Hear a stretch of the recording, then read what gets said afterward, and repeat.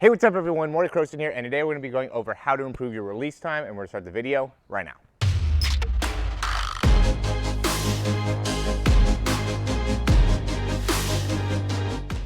All right, so I've been getting this a lot lately, whether people asking me about how they can get the ball or prevent the ball from going too far back behind the head, how to get the ball out of their hands faster, and what are some drills to be able to just improve the release overall. So we're gonna go over that all here in the video today. The first thing that I wanna go into is going to be really, I think, the #1 cause of spending too much time with the load in general and or release time in general is the load. And then the other big thing is, how to be able to fix your load and make sure that you're not getting the ball back behind the head. So, first I want to go into what is the ball going back behind the head look like. Essentially, looking at this angle here, it's anytime we're here, right? So a lot of times what I'll see is people, they'll almost end up having two loads within their arm kind of motion, right? So there'll be like an initial kind of action going here and then an action going back, right? And that is just because there's not an ability to really understand what the purpose of the load is, which is to stretch the pec, right? So when you're first getting yourself set up for the throw, I always put the analogy of it's like you're jumping, right? If you're gonna go and jump up as high as you can,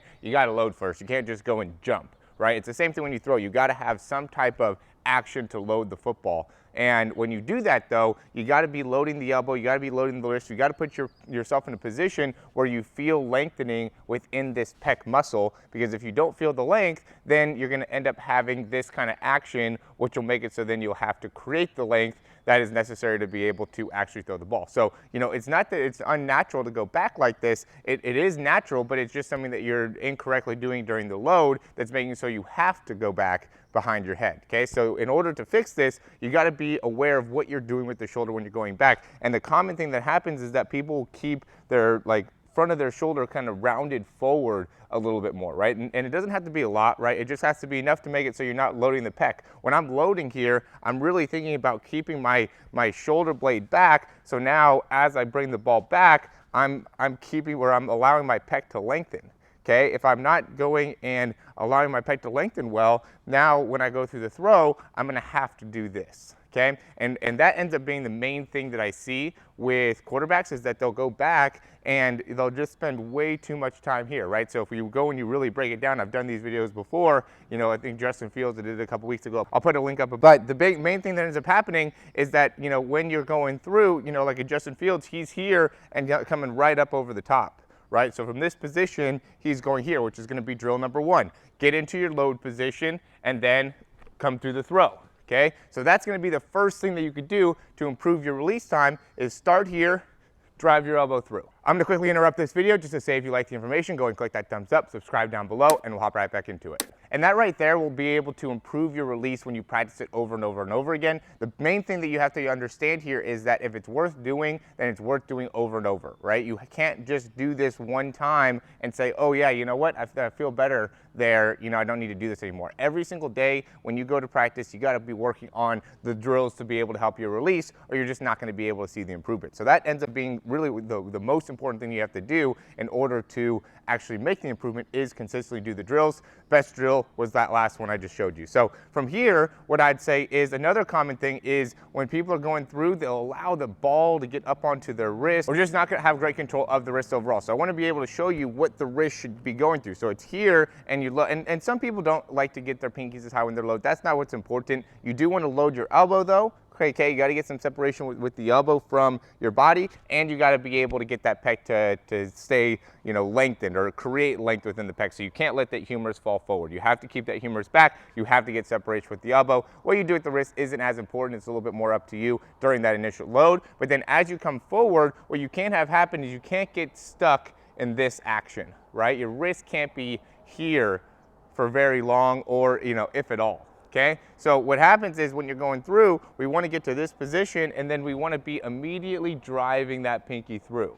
Okay, and so there's two drills that really go off of this. One is getting to this position and then just working on that wrist flick and coming down, just so you can feel what that feels like. So I just get up to that position and kind of finish through the throw. And the other thing is just working on turning the wrist. So I'm here and I'm getting to my load position, and I just turn the wrist and come through, right? And as I'm doing that, I do like to shift my weight, and you do want to make sure, guys, that you're in a good base overall, right? I think this is something that I've recently discovered. I did a Caleb Williams breakdown and saw that his base is just really wide, and I think that makes a big difference in being able to get your weight moving and get that front foot down and just make it so the overall throw happens a lot more quickly. Because what happens is that if you end up being too narrow with your base, then part of your release time ends up being your step, right? You just take a long time to just get going because you take a long step in order to, start the whole process. But if you already have a good base, then you can just go ahead and, step and go through. So, getting a good base position, and then from here, just work on driving that pinky through, okay? And just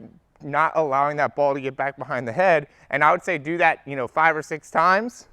And then after you do that, throw the football. Okay? And those ends up being really the 3 most important drills to me to improve your release. You got to understand the concepts though.